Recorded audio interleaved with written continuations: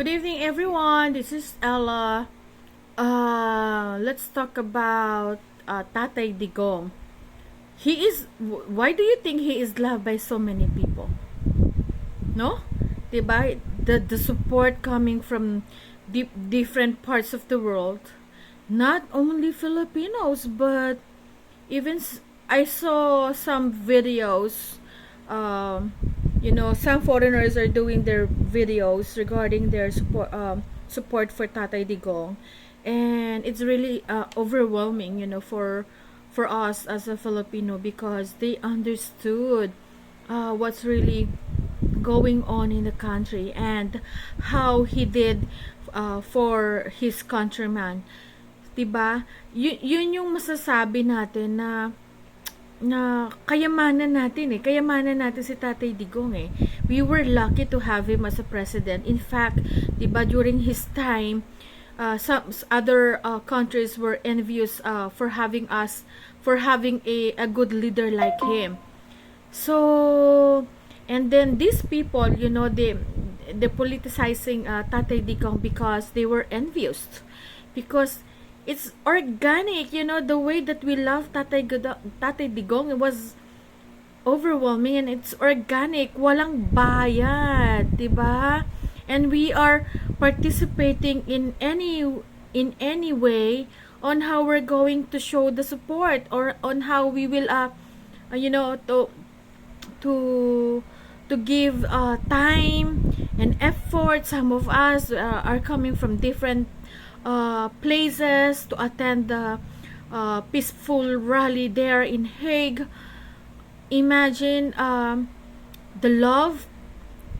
My God, kaya dyan galit na galit itong mga tao na to, no, na galit kay Tatay Digong, and they want to take them down. Not only Tatay Digong, but in fact all the Duterte's family. They want them to take down in the position so that they can there's no hindrance in their agenda. I think it's hindi nila tayo kayang usigin hindi nila tayo kayang patigilin kasi bakit, 'di ba? Nandun tayo sa tama at pinaglalaban lamang natin kung ano yung dapat at para sa bansa at para sa nakararami. Kasi hindi naman tayo po pwede magpatuloy na walang pupuntahan yung bansa natin. 'Di ba? Nakikita natin kung gaano katalamak yung korupsyon at mga nawawalang budget sa kasalukuyang administrasyon. At hindi tayo po pwedeng manahimik diyan dahil kahit OFW o kahit nandito sa local, lahat tayo magiging affected diyan. May mga repercussions yan in the long run na it will affect especially those people who are poor dito sa society natin. And yan ang hindi nauunawaan ng karamihan, na salat sa information, salat sa karunungan, na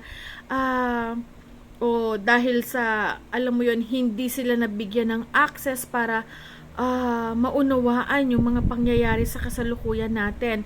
Ang nakikita lang nila is yung paghahain sa kanila o pagbibigay sa kanila ng ayuda, na kung titingnan at uunawain nila yung pagbibigay ng ayuda na ito ay pagtuturo sa kanila ng maging tamad sila at hindi paghihinang ng kakayahan nila para mas lalong lumago yung kanilang pamumuhay, no? At ito ay maaari nilang magamit sa paglabas o pagtatrabaho papunta sa ibang bansa. 'Di ba? Ito yung dapat na maging programa ng current administrations, pero ang ginagawa nila ay sinusuhulan nila ang karamihan sa mga Filipino sa pamamagitan nga in the forms of ayuda. Itong mga tupad, AIX, parang, alam mo yon, hindi tama. Kasi hindi naman nila kayang i-sustain yan for the longest time 'di ba? Anong mangyayari diyan?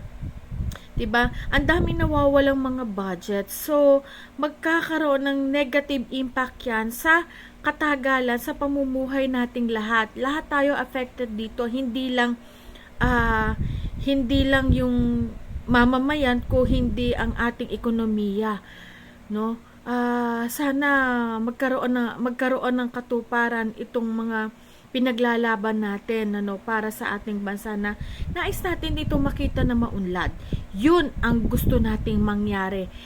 We are supporting Tatay Digong kasi nakikita natin yung pagmamahal at yung natural niya na pagmamalasakit sa mga Filipino eh. Nandoon yung pagsasakripisyo niya, no, sa hindi lamang sa pangsarili niya, kung hindi sakripisyo niya para sa pamilya niya. So kaya kami nandito para sumuporta kay Tatay Digong. Lahat ito ay hindi bayad. Kaya yan ang wala kayo. Kaya kayo na mga nandyan sa posisyon ay matuto kayo maging huwaran si Tatay Digong kung paano siya mamuno. Lahat, sana naman kayong mga nakaupo, naisin din ninyo na umunlad yung bansa natin. Maging kagaya tayo ng Japan, maging kagaya tayo ng Vietnam, ng Taiwan, diba? Ng Singapore. Dito sa Asia na pag-iiwanan na tayo. Baka naman gusto nyong tulungan na makaangat ng ating bansa at matigil ang korupsyon sa ating gobyerno, no? Ito po yung kailangan nating lahat. Sana ay magkaroon ng katuparan at hindi lamang yon. Unang-una, gusto namin makauwi si Tatay Digong ng safe, ng walang mangyayari masama sa kanya. Yan ang nais naming lahat. Dahil yung matanda na yan na sinasabi ninyo ay ang tanging bayani na naging huwaran para sa maraming Filipino. Kaya saludo kami sa'yo, Tatay Digong. At advance, happy birthday po sa inyo. Mahal ka namin at kami ay kinararangal ka. Good night!